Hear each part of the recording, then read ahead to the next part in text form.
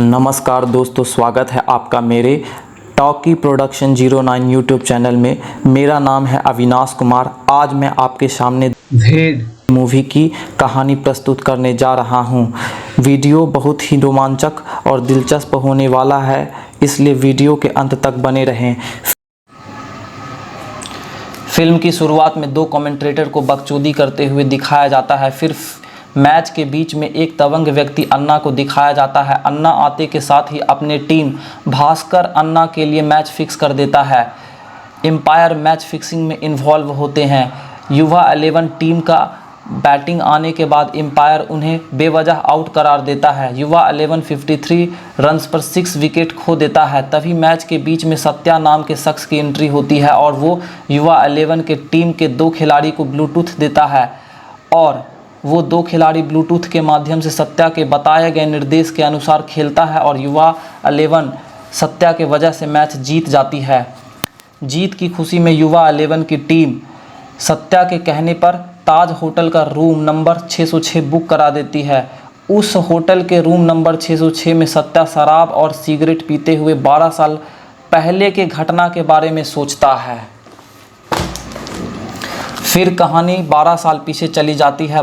12 साल पहले सत्या को दो दोस्त के साथ सचिन की बैटिंग का लुत्फ उठाते हुए दिखाया जाता है। सत्या अपने दोस्तों को कहता है सचिन 99 पर है, कोई अपनी जगह से नहीं हिलेगा, लेकिन उसका एक दोस्त टॉयलेट करने चला जाता है। इसी बीच सचिन 99 पर ही आउट हो जाता है। सत्या अपने मूत्र त्याग करने वाले दोस्त को कहता है कि लोग देश के लिए क्या क्या नहीं करता, लेकिन तू साला एक मूत नहीं रोक सका।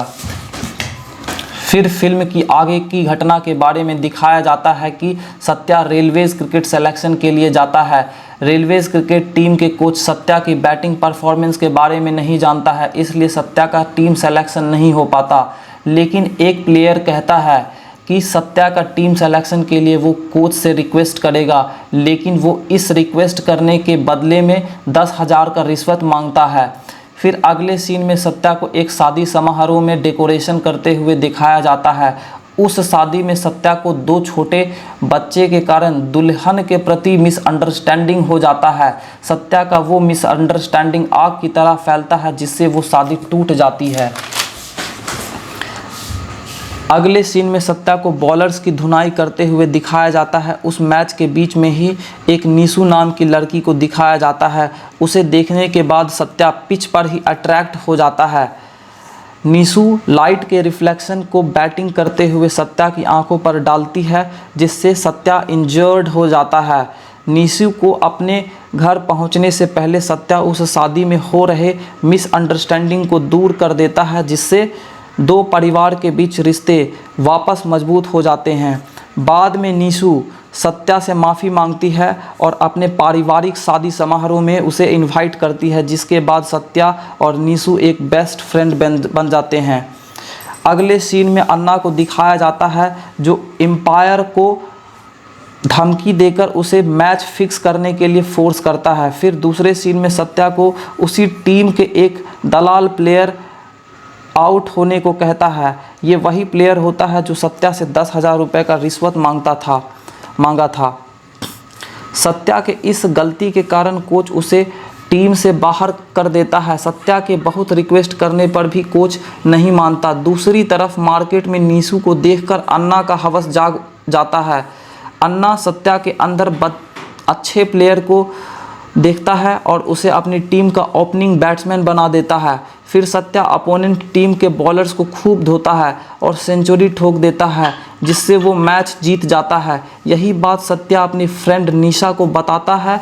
निशा उसे उसी कॉल पर शादी में इनविटेशन देती है। वर वधू के शादी होने से पहले सत्या नीसू को प्रपोज कर देता है और नीसू भी उसका प्रपोजल एक्सेप्ट कर लेती है। शादी होने के बाद सत्या स्कूटी से अपना घर ही आ रहा था कि बीच में अन्ना का आदमी उसे रोक लेता है और उसे अपनी गर्लफ्रेंड के साथ इंटीमेट होने का एडवाइस दे डालता है। भोला भाला सत्या बेवकूफ़ों की बात मानकर उसे अपनी गर्लफ्रेंड को एक रूम में ले जाता है और उसके साथ इंटीमेट होने का कोशिश करता है। सत्या और उसकी गर्लफ्रेंड इंटीमेट हो ही रहे थे कि तभी अन्ना अपने आदमी के साथ वहाँ आ जाता है और अन्ना नीशू का रेप करना चाहता है, पर सत्या और नीशू वहाँ से किसी तरह बच निकलता है। फिर अन्ना सत्या और नीशू का अफेयर नीशू के फादर को बता देता है। अन्ना नीशू को अपनी बहन बताता है और नीशू के फादर को सत्या के प्रति खूब भड़काता है। नीशू के फादर सत्या और नीशू को एक दूसरे से नहीं मिलने देते हैं, लेकिन सत्या को इससे घंटा फर्क नहीं पड़ता है। सत्या नीशू के फादर को ओरिजिनल घटना के बारे में बताना चाहता है और उसके मिसअंडरस्टैंडिंग को दूर करना चाहता है। इसके लिए वो रोज़ उसके घर के बाहर उससे रिक्वेस्ट करता है, लेकिन उसका गार्ड उसे हमेशा भगा देता था।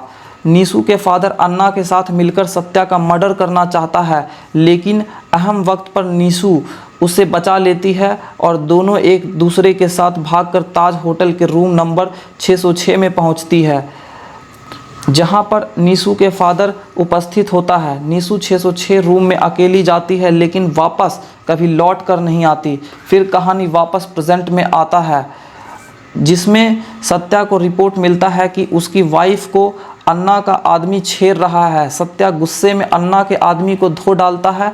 इस सीन में सत्या की वाइफ नीशू ना होकर कोई दूसरी महिला होती है, जिससे सत्या प्यार नहीं करता, लेकिन सत्या की वाइफ श्रावणी सत्या से बहुत मोहब्बत करती है। वास्तव में सत्या श्रावणी की बचपन का क्रश होता है और श्रावणी उसे बचपन से प्यार करती थी। श्रावणी सत्या की गर्लफ्रेंड के समय में भी सत्या से प्यार करती थी। फिर फिल्म कुछ साल पीछे चला जाता है, जिसमें दिखाया जाता है कि सत्या की गर्लफ्रेंड का उससे अचानक दूर जाने से वह बहुत डिप्रेशन में चला जाता है, जिससे उसे शराब और सिगरेट की लत लग जाती है। इसी बीच सत्या के फादर का तबीयत बहुत ख़राब हो जाता है।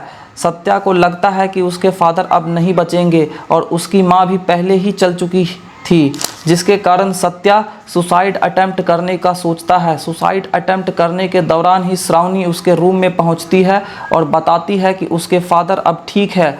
वास्तव में श्रावणी ही उसके फादर की जान बचाती है। श्रावणी सत्या के ख़राब कंडीशन को सुधारने के लिए सत्या से शादी करने का फ़ैसला लेती है, लेकिन सत्या उसे शादी करने के बाद प्यार नहीं करता। सत्या और उसकी वाइफ अलग अलग सोते हैं और एक दूसरे से ज़्यादा बात नहीं करते। फिर कहानी वापस प्रेजेंट में आती है।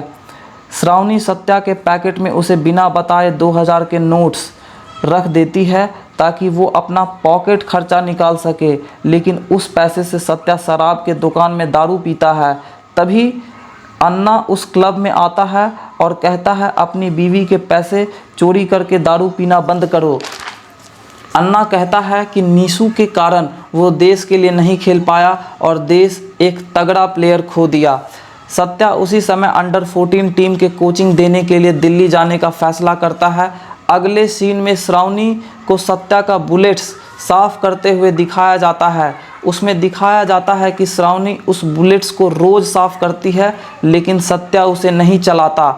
उसके बाद सत्या को दिल्ली के लिए पैकिंग करते हुए दिखाया जाता है। सत्या अंडर 14 टीम के प्लेयर को कोचिंग देने के लिए दिल्ली के स्टेडियम में पहुंचता है। उस स्टेडियम के अंदर घुसते ही सत्या के कानों में सत्या सत्या का एक इल्यूसिव साउंड गूंजने लगता है। सत्या उस ग्राउंड में एक 12 साल की लड़की को देखता है, जो हर गेंद को 4-6 में कन्वर्ट कर रही थी। सत्या उसे फॉरवर्ड डिफेंस करने को कहता है, लेकिन लड़की उसकी बात का यह रिप्लाई देती है कि डिफेंस के औकात की बॉल आएगी तभी डिफेंस करूंगी।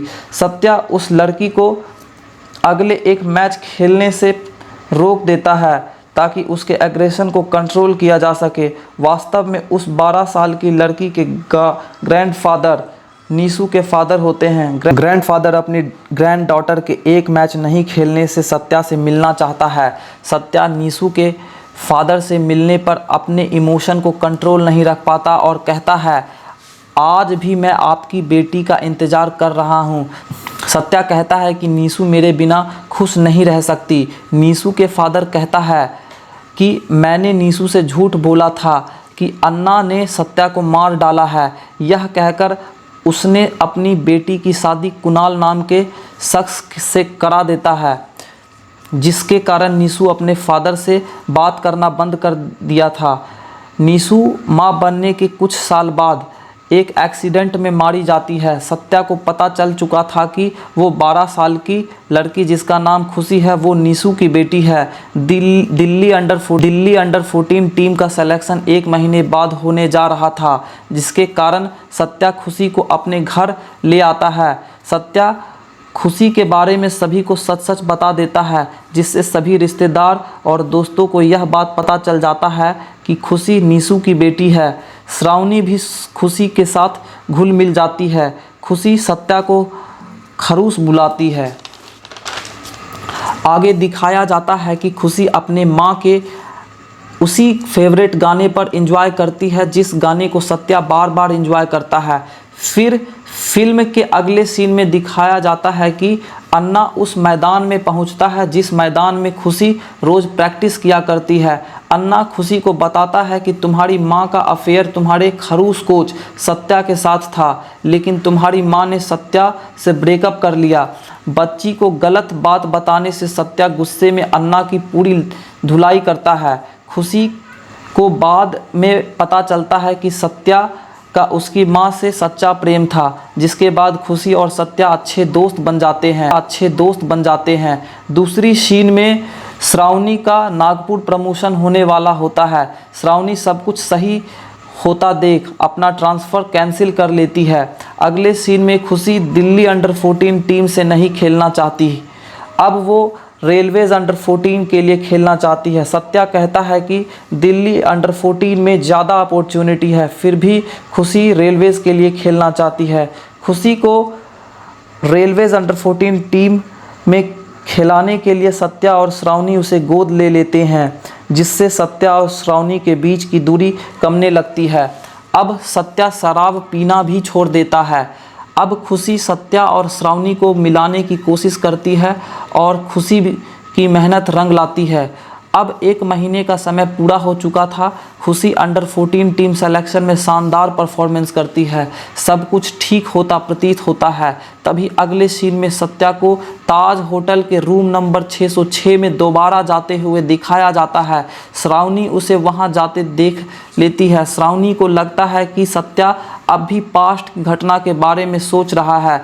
वो अब भी नीशू को भुला नहीं सका है, जिसके कारण श्रावणी सत्या से नाराज़ होकर नागपुर में ट्रांसफ़र होना चाहती है।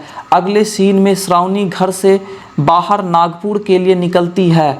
सत्या उसे वहां जाने से रोकने की कोशिश करता है, लेकिन अपना फीलिंग श्रावणी को बताने से झिझकता है। सत्या श्रावणी को प्रपोज करना चाहता है, लेकिन श्रावणी उसे नाराज़ होकर स्टेशन चली जाती है, जहां पर उसका ट्रेन आने वाला होता है। फाइनली सत्या उसे नागपुर जाने से रोक लेता है, उसे प्रपोज कर देता है। फिर दोनों एक दूसरे को किस करते हैं। फिर कहानी का दी एंड हो जाता है।